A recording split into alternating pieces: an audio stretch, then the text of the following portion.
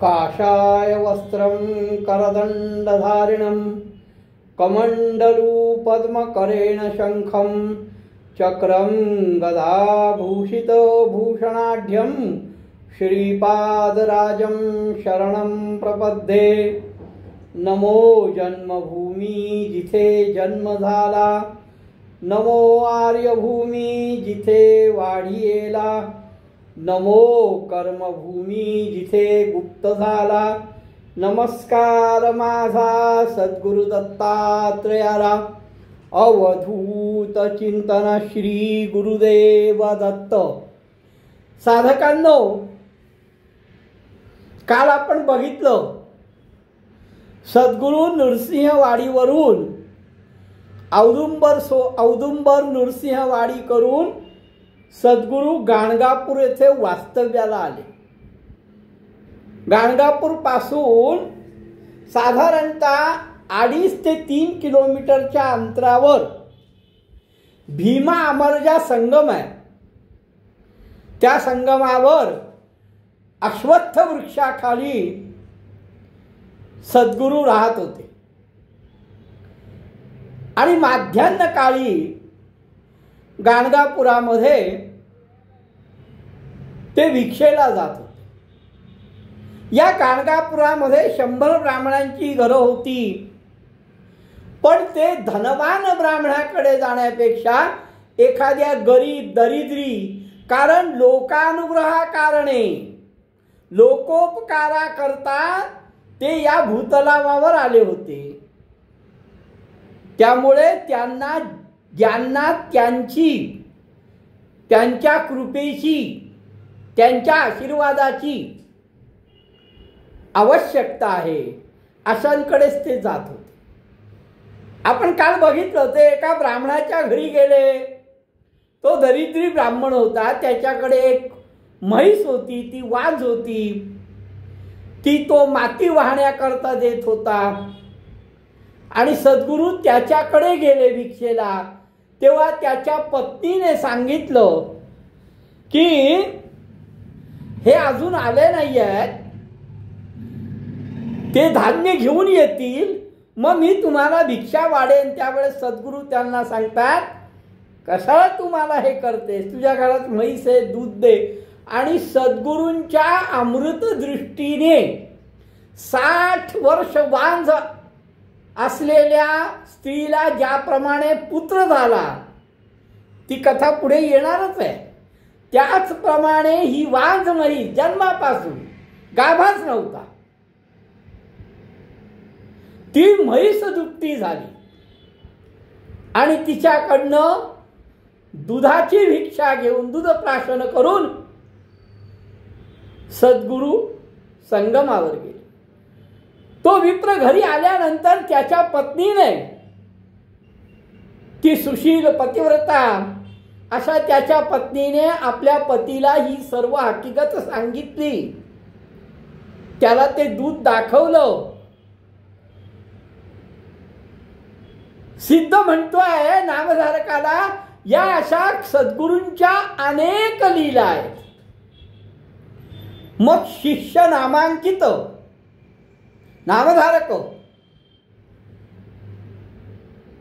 सिद्धाला विचारतोय की मग पुढे काय झालं,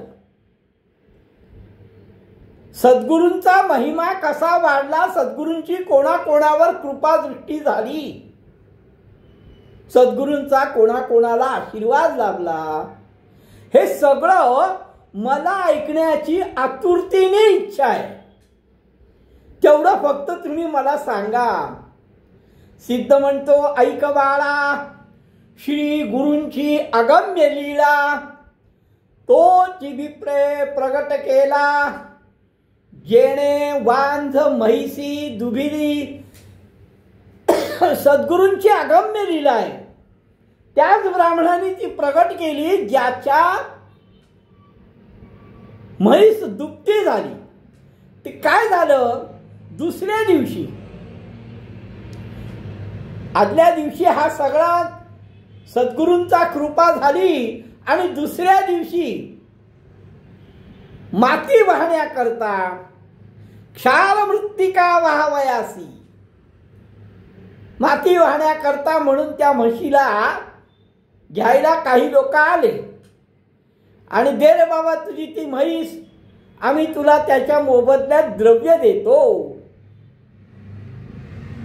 आता हे नेहमीच असायचं, नेहमीच, कारण त्या म्हशीच्या नाकामध्ये वेसण घातली होती, हे नेहमीच असायचं. विप्र म्हणे तयासी, तेव्हा मात्र आदल्या दिवशी हा प्रकार घडल्यावर दुसऱ्या दिवशी तो ब्राह्मण म्हणतोय न देऊ दुपती म्हशीशी. अरे अरे रे, आता नाही, आता ती दुपती म्हैस आहे, आता मी तिला देणार नाही. आणि असं सांगून सगळ्यांना ते दुधाच्या पातेल्या दाखवायला लागला. बघा बघा बघा, ही दुपती म्हैस आहे आणि तुम्ही तिला माती व्हायला नेताय. नाही नाही, मी नाही देणार आता. सगळे आश्चर्य करायला लागले, हे अचानक काय झालं? अहो, कालपर्यंत ही म्हैस वांज होती, हिला कुठलाही गाभा नव्हता, हिच्या नाकामध्ये वेसण होती, हिला आता वांज असल्या कारणाने हिला पारणंही नव्हतं. तरीही हे कसं काय झालं? नवती गर्भीण वांज म्हैसी, ती गर्भवती पण नव्हती, वत्स न होता दुभे कैसी. जर ती गर्भीणच नव्हती, जर तिला पाडसच झालं नाही, रेडकू झालं नाही, तर ती दुभवली कशी? आणि ही वार्ता कानोकानी पसरली आणि त्या ग्रामाचा अधिपती होता, त्या अधिपतीच्या कानावर त्या अधिपतीला ही बातमी कळली. नवती गर्भीण वांझ महिसी, वत्सन होता दुभे कैसी. वार्ता फाकली विस्तारली. आता ज्या वेळेस बातम्या पुढे जातात त्यावेळेस त्या वाढत जातात, त्यामुळे ते विस्तारपूर्वक ज्याला जे जे सुचेल ते ते त्याच्यामध्ये मिश्रित करीत ती त्या वार्ता त्या ग्रामाधिपतीपाशी गेली. सगळे जण आश्चर्य करतायत. तेव्हा तो ग्रामाधिपती खरं खोटं काय आहे, काय कोणीही उगच काहीही वावड्या उठवतंय का, नक्की काय घटना आहे हे बघण्यासाठी तो ग्रामाधिपती त्या ब्राह्मणाच्या घरी आला. त्या ब्राह्मणाला वंदन केलं आणि त्याच्याकडनं सगळा वृत्तांत जाणून घेतला. विस्मय करीती तये वेळी आला अधिपती तया जवळी. तया म्हणजे त्या विप्राच्या जवळ, त्या विप्राच्या घरी गेला. नवोनिया चरण कमळे, विप्राचं दर्शन घेतलंय, विप्राला सुद्धा नमस्कार केलाय. पुसतसे वृत्तांत, का काय झालं तुमच्याकडे, मी काय ऐकतोय ते खरं आहे का? काय तुमची म्हैस होती, ती वांज होती, तिच्या नाकात काय वेसण होती, ती काय माती वाहत होती, वाळू वाहत होती, आणि मग ती अचानक काल दुभवली, काय नक्की काय घडलं काय? हे सगळं मी जाणून घेण्याकरता तुमच्याकडे आलो आहे, असं त्या ग्रामाधिपतीने त्या ब्राह्मणाला सांगितलं. विप्र म्हणे तयासी, तेव्हा त्या ब्राह्मणाने सांगितलं की अहो, संगमावर एक संन्यासी आहे आणि त्या संन्यासाचा हा महिमा आहे. तो संन्यासी दिसाला आहे, पण मला असं वाटतं तो ईश्वरी अवतारच आहे. विप्र म्हणे तयासी, असे संगमी संन्यासी, त्याची महिमा आहे ऐसी. होईल ईश्वरी अवतार. हे बघा, तो संगमावर जो संन्यासी राहतोय त्याचा हा महिमा आहे आणि तो ईश्वरी अवतार आहे असं मला वाटतं. रोज आमच्या घरी येतो भिक्षेला. आता मी बाहेरून भिक्षा मागून जे काय सदावर्त म्हणजे जे काय धान्य मिळतं ते शिजवतो आम्ही आणि त्याच्यावर आमचा उदरनिर्वाह चालतो आणि हा येतो याला आम्ही भिक्षा घालतो. नित्य आमुच्या घराशी रोज आमच्या घरी येतो. येती श्री गुरु भिक्षेसी, रोज आमच्या घरी ते भिक्षेला येतात. पण त्या दिवशी नेमकं काय झालं माहिती का, घरामध्ये काहीच नव्हतं आणि मी बाहेर गेलो होतो आणि त्यांनी माझ्या पत्नीकडे दूध मागितलं. आता तो रोजच्या प्रमाणे भिक्षेला आलाय, घरामध्ये काही नाही आहे. तेव्हा पत्नीने सांगितलं बघ थांबा, तर त्यांनी थांबण्याऐवजी मला दूध वाढत जाऊ द्या असं सांगितलं. आणि मग ज्यावेळेस माझ्या पत्नीने सांगितलं अहो ती म्हैस दिसायला आहे, ती वाज आहे, तुम्हाला माहित नसेल, तुम्ही रोज येता भिक्षा घेऊन जाता पण तुम्हाला याची कल्पना नसेल, ती वाज आहे. तेव्हा तो रागावला आणि म्हणे ताबडतोब म्हशीचं दूध काढ. आणि त्याच्या तोंडातनं ते निघालेलं वाक्य कामधेनू सारखं झालं. आणि अहो खरोखर दूध निघालं हो, म्हशीने दूध दिलं, आता ती म्हैस दूध देतेय. माझ्या पत्नीने म्हैस दूध देत नाही असं सांगितल्यावर तो रागावून म्हणालाय कशाला आम्हाला खोटं सांगतेस, जा लवकर बरं दूध काढा ना आम्हाला दूध दे. हे सगळं ब्राह्मणाचं बोलणं ऐकल्यानंतर तो राजा, तो ग्रामाधिपती कुठे गेला, सरळ संगमावर गेलाय. विप्रवचन ऐकोनी गेला राजा धावरी, राजा धावत गेला आणि साष्टांग नमस्कार केला. अतिशय एकाग्रतेने, अतिशय एकाग्रतेने, अतिशय तन्मयतेने, अतिशय निष्ठेने, अतिशय श्रद्धेने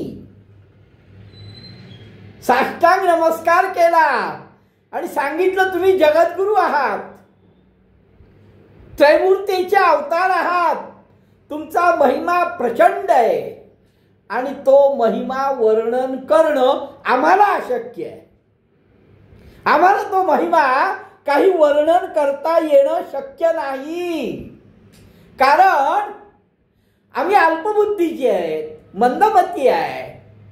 मंदमती का आहे तर आम्ही या मायेमध्ये, या मोहामध्ये गुरफटलो गेलो आहे.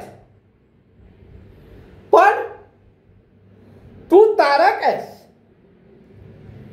जगज्योती आहेस, त्यावेळेस सद्गुरु जगद्गुरु आहात तुम्ही, तर तुम्ही आम्हाला आमचा उद्धार करा. अहो अविद्येमध्ये, अजाणतेमध्ये, या मायेच्या सागरामध्ये आम्ही बुडालेलो आहे, पण तू विश्वकर्ता आहेस. ही सगळी सद्गुरूंची तो नगराधिपती, तो राजा स्तुती करतोय. बरं आमच्या जगद्गुरूंची, आमच्या सद्गुरूंची, नृसिंह सरस्वतींची तो ग्रामाधिपती, तो राजा स्तुती करतोय. तू विश्वकर्ता आहेस म्हणतोय आणि सहज सृष्टी रचावी अशी तू सृष्टी निर्माण केली. तू आम्हाला मनुष्य रूपात दिसतोय, हे खरं आहे. तू दिसाला आम्हाला मनुष्य रूपात दिसतोय, पण तसं नाही आहे. तू विश्वकर्ता आहेस, तू जगज्जेता आहेस, तू जगद्गुरु आहेस. अरे तुमचा महिमा वर्णन करण्याकरता शब्द नाही आहेत.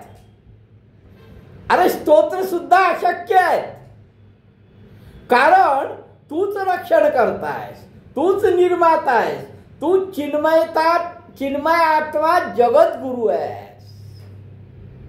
इथपर्यंत त्या ग्रामाधिपतीने आमच्या सद्गुरूंची स्तुती केली. येणे परिश्री गुरुसी स्तोत्र करी बहुवसी. अशाच प्रकारे नानाविध स्तोत्रांसारखं त्यांनी सद्गुरूंची स्तुती केली. स्तुती ऐकली, सद्गुरूंना आनंद झालाय. आता इथे प्रामुख्याने असं सांगतो, सद्गुरूंना तुम्ही स्तुती करता त्यांनी आनंद होत नाही, तर सद्गुरूंशी तुम्ही किती एकाग्र आहात, तुम्ही सद्गुरु वचन किती पाळता, तुम्ही गुरु आज्ञा किती पाळता, तुम्ही किती गुरुनिष्ठ आहात, तुमची श्रद्धा किती आहे, तुमची भक्ती किती आहे, यामुळे सद्गुरु संतुष्ट होतात. यामुळे परमात्मा संतुष्ट होतो. परमात्मा तुमच्या स्तोत्राने संतुष्ट होतो असा काहींचा गैरसमज असतो. मुळात तसं नाही आहे. स्तोत्र म्हणा, जप करा, पूजा करा, पण त्याच्याही पुढे जाऊन त्या परमात्म्याशी, त्या सद्गुरूंशी एकरूप होण्याचा प्रयत्न करा म्हणण्यापेक्षा एकरूप व्हा. गुरु आज्ञा, गुरुनिष्ठा.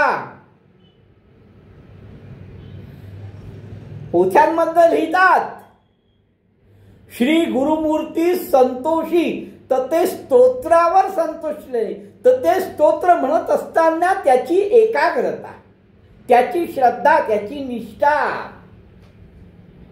यामुळे गुरूंना, कारण काय होईल, गैरसमज असा होतो की सद्गुरूंचा जप केला, सद्गुरूंचं स्तोत्र केलं तर ते आपल्यावर प्रसन्न होतात, कारण स्तोत्र ऐकल्याने त्यांना बरं वाटतं. तसं नाही आहे. सद्गुरू तुमच्या निष्ठेने, परमात्मा तुमच्या निष्ठेने, तुमच्या श्रद्धेने, तुमच्या एकाग्रतेने, तुमच्या एकचित्ताने प्रसन्न होतो. सद्गुरू संतुष्ट झाले, त्याला आश्वासन दिलं आणि त्याला विचारलं, आम्ही काय बाबा, आम्ही अरण्यात राहणारे तापसी आहे, तप करणारे आहोत, यती आहोत, संन्यासी आहोत, आम्ही अरण्यात राहतो,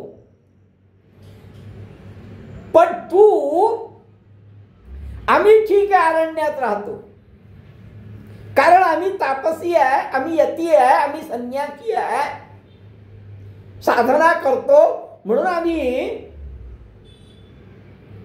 अरण्यात राहतो, पण तुला इथे यायचं कारण काय,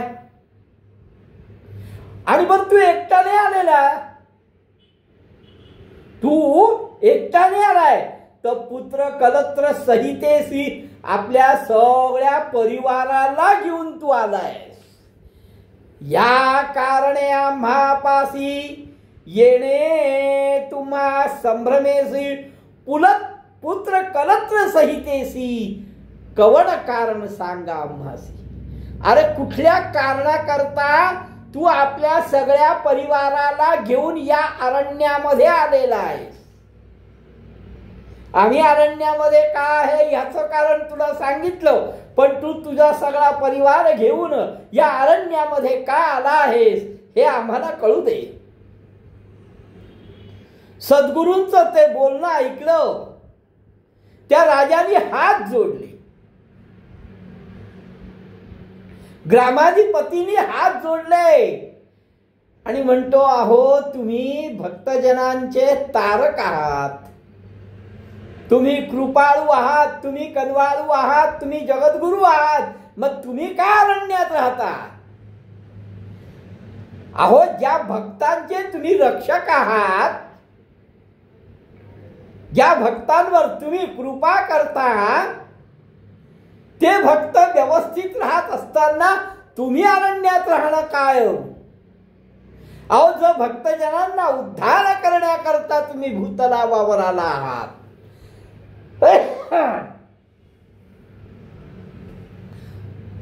उद्धारवया भक्तजना अवतरलासी नारायणा वासना जैसी भक्तजना संतुष्टावे तेणेसी. हे बघा, तुम्ही भक्तजनांचा उद्धार करण्याकरता आला आहात, त्यांची वासना पूर्ण करण्याकरता आलात, तर त्यांना संतुष्ट करावं.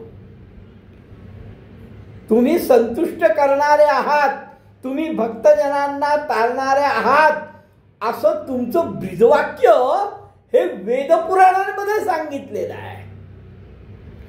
तुम्ही भक्तवत्सल आहात, तुम्ही गुरुमूर्ती आहात. त्यामुळे माझी आता एक विनंती आहे. एवढं सगळं सांगून मूळ विषय जो आहे तिकडे राजा आला. आणि मूळ काय, तर सद्गुरूंना गाणगापुरात घेऊन जायचं या उद्देशाने तो खरा संगमावर आलेला आहे. बरं, एकट्याने आला, आपल्या लवाजम्यासह आलाय. आणि इकडच्या तिकडच्या गोष्टी बोलण्यापेक्षा सद्गुरूंनी त्याला स्पष्ट विचारल्यानंतर त्यांनी स्पष्ट सांगितलं, तुम्ही भक्तजनांचा उद्धार करण्याकरता आला आहात, त्यांची वासना पूर्ण करण्याकरता आला आहात, तुम्ही भक्तवत्सल आहात, तुम्ही जगद्गुरु आहात, हे वेद पुराण सांगतो. त्यामुळे माझी विनंती अशी आहे की गाणगापूर हे खूप मोठं स्थान आहे, तर स्वामी आपण तिथं यावं आणि ते स्थान पवित्र करावं. तुमचं अनुष्ठान असेल, तुमचं जपजाप्य असेल, तुमचं आह्निक असेल, हे जे काय असेल ते तुम्ही गाणगापुरात करावं अशी आमची इच्छा आहे. तिथे वास करावा, तिथे राहावं, अरण्यात नका राहू. तुम्ही म्हणालात ते बरोबर, तुम्ही यती आहात, संन्यासी आहात, तापसी आहात, तुम्हाला तप करायचं आहे, हे सगळं बरोबर आहे, पण अरण्यात नका राहू. तुम्ही गाणगापुरामध्ये या, ती गाणगापूर भूमी तुम्ही पवित्र करा आणि तुम्हाला जे काय नित्य नेम तुमचा असेल, तुमचं जे काय अनुष्ठान असेल ते त्या ठिकाणी करा. त्या ठिकाणी मठ बांधू आपण आणि आमचा उद्धार करत त्या मठामध्ये तुम्ही वास करावा, त्या मठामध्ये तुम्ही राहावं, आमचा उद्धार करावा. असं म्हणून तो ग्रामाधिपती, तो राजा सद्गुरूंच्या चरणावर लीन झालाय.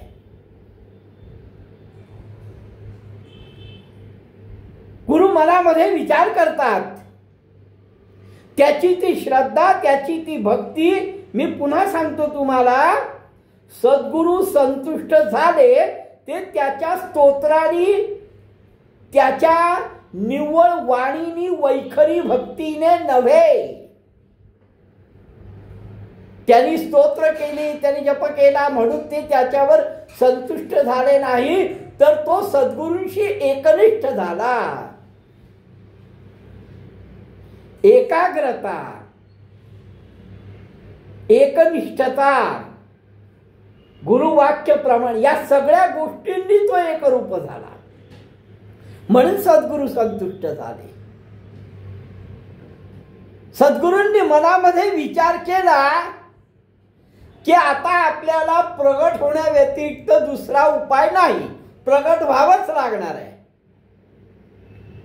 क्वचित काळ, काही काळ आपल्याला प्रगट व्हावं लागणार आहे आणि या ठिकाणी राहावं लागणार आहे. भक्तजनांच्या तारणाकरता भगवंतानी, दत्तात्रयांनी सद्गुरूंचा अवतार धारण केलाय. त्या राजाचं मनोरथ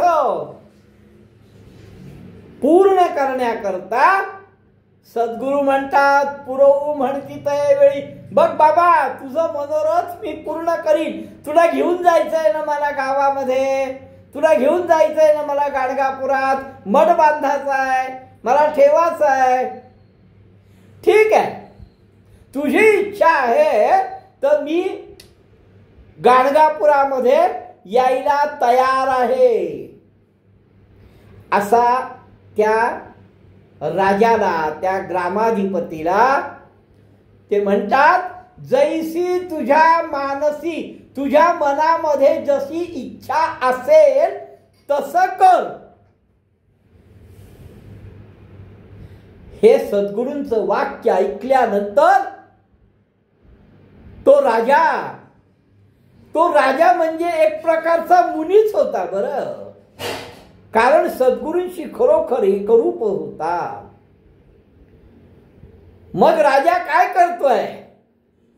राजाने मेणा मागवला, पालखी मागवली. हो, गुरुवचन ऐकोनी संतोषिनी मुनी बैसोनिया सुखासनी, सुखासनात बसवलंय त्यांना. आणि तो एक मोठा सोहळाच झालाय आणि सद्गुरू निघाले आहेत. सद्गुरू संगमावरून गाणगापुरामध्ये जाण्याकरता, हे अंतर साधारणतः 2.5, जे गाणगापूरला गेले त्यांना कल्पना असेल, हे साधारणतः 2.5-3 किलोमीटरचं अंतर आहे. त्या राजाने सांगितलं, ग्रामाधिपतींनी सांगितलं, म्हणून सद्गुरू त्याच्या इच्छेचा मान राखण्याकरता निघाले आहेत. त्यांनी पण अतिशय मोठा समारंभच केलाय. वाजत गाजत सद्गुरूंना घेऊन निघालाय. नाना प्रकारची वाद्य आहेत, नाना प्रकारचे गीत गातोय. त्याच्यामध्ये मृदुंग आहे, टाळ आहे, चिपळ्या आहेत, अतिशय मनोहर वाद्य आहेत. डीजे नाहीये बरं.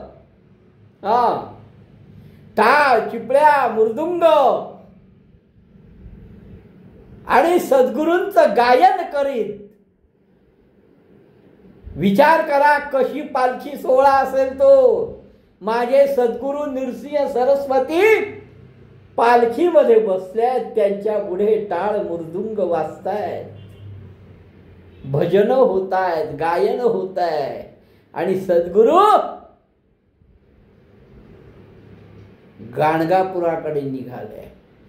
याच्यामध्ये आणखीन एक आश्चर्य आहे. सद्गुरू पालखीत बसले, पण हा राजा पायी चालतोय. ही सद्गुरूंवरची श्रद्धा, सद्गुरूंवरचा विश्वास.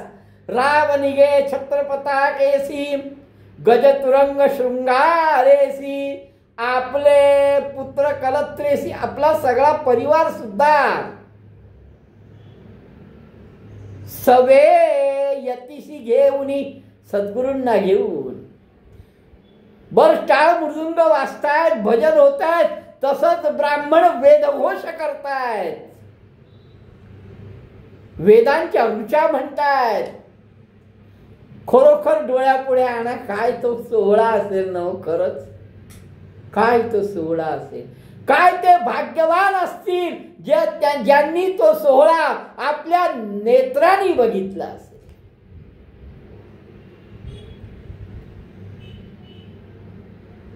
तो ग्रामाधिपती सद्गुरूंना घेऊन गाणगापूरला आलाय. नाना प्रकारच्या आरत्या केल्या आहेत. प्रत्येक जण नगरात येताना प्रत्येक जण सद्गुरूंची आरती करतय, सद्गुरूंची स्तुती. सगळे त्याच्यामध्ये रंगले आहेत, एकरूप झाले आहेत. ऐसा समारंभ, असा हा समारंभ त्या राजाने अतिशय दिमाखात केला. पुन्हा सद्गुरू संतोष झालाय. तर त्या सोहळ्यानी नाही, तर त्या सगळ्यांच्या भक्ती बघून, सगळ्यांची श्रद्धा बघून सद्गुरूंना आनंद झाला. आणि सद्गुरूंनी गाणगापुरामध्ये प्रवेश केला. सद्गुरू गाणगापुरामध्ये आले. बघा आता सद्गुरू कारंजा सोडल्यानंतर कुठे कुठे फिरत फिरत उत्तर यात्रा दक्षिणी यात्रा करत करत वाडी, औदुंबर, त्र्यंबकेश्वर, बद्री, केदार, पुन्हा कारंजा, वैद्यनाथ हे सगळं करत सद्गुरू आपल्या कर्मभूमीमध्ये. गाणगापूर ही सद्गुरूंची, नृसिंह सरस्वतींची कर्मभूमी आहे. अतिशय आदराने सन्मानाने सद्गुरूंनी गाणगापूरमध्ये प्रवेश केला. पुढे काय झालं हे आपण उद्या बघू. अवधूत चिंतन श्री गुरुदेव दत्त.